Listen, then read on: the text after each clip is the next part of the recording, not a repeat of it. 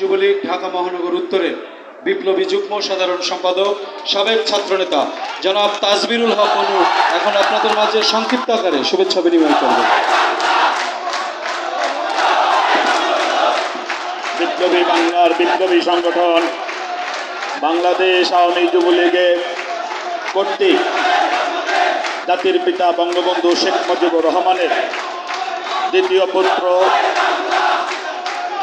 Lieutenant Sheikh Jamal বীর মুক্তিযোদ্ধার আজ জন্মবার্ষিকী উপলক্ষে বৈশা স্লোগান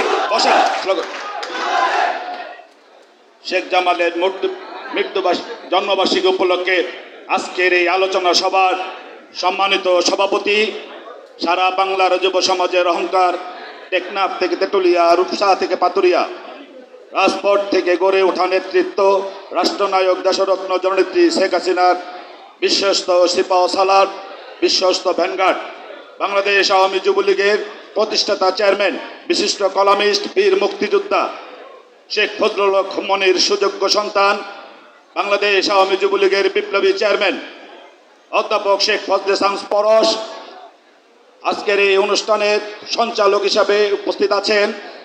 বাংলাদেশ আওয়ামী যুবলীগের বিপ্লবী সাধারণ সম্পাদক, রাষ্ট্রনায়ক দেশরত্ন জননেত্রী শেখ হাসিনার এক বিশ্বস্ত ভ্যানগার্ড, ঢাকা 14 আসনের নির্বাচিত সংসদ সদস্য জনাব আলহাজ মাইনুল হাসান খান নিখিল ভাই আজকের এই আলোচনা সভায় প্রধান অতিথি হিসাবে উপস্থিত আছেন।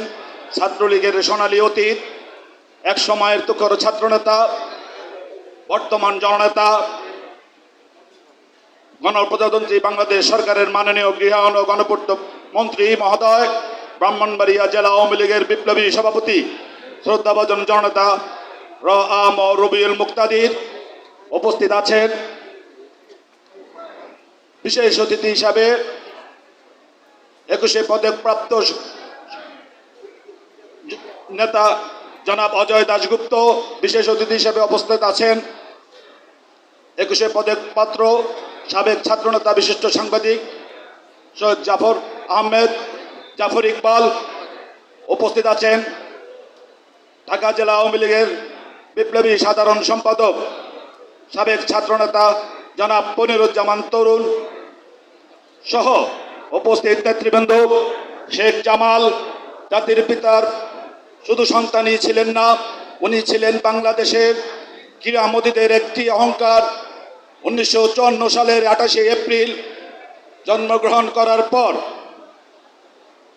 আজকে তার 71তম জন্মবার্ষিকী।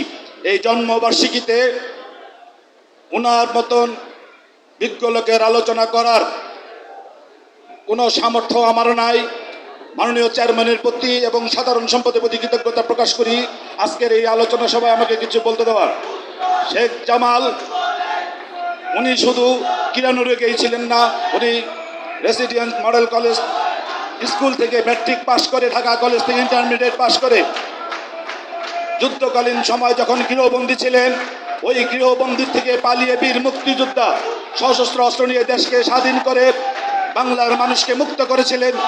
এই শেখ জামালের জন্মবার্ষিকীতে আমরা সকলে মিলে অঙ্গীকার করি মানবিক যুবলীগের রূপকার অধ্যাপক শেখ ফজলে শামস পরশ এর নেতৃত্বে এবং সাধারণ সম্পাদক মাইনুল হাসান খান নিখিলের নির্দেশে আমরা যখন করোনাকালীন সময় মানুষের পাশে ছিলাম, ওই কৃষকের ধান কাটার সময় যখন পাশে ছিলাম, তেমনি এই তাপদাহ চলাকালীন সময় সুপেয় পানি, লিফলেট এবং ছাতা নিয়ে আমরা এই গরিব অসহায় মানুষের পাশে থেকে আমাদের প্রিয় চেয়ারম্যান অধ্যাপক শেখ ফজলে শামস পরশ ভাইয়ের নির্দেশনা পালন করব, এই আশাবাদ ব্যক্ত করে আমি আমার বক্তব্য শেষ করছি। আল্লাহ হাফেজ।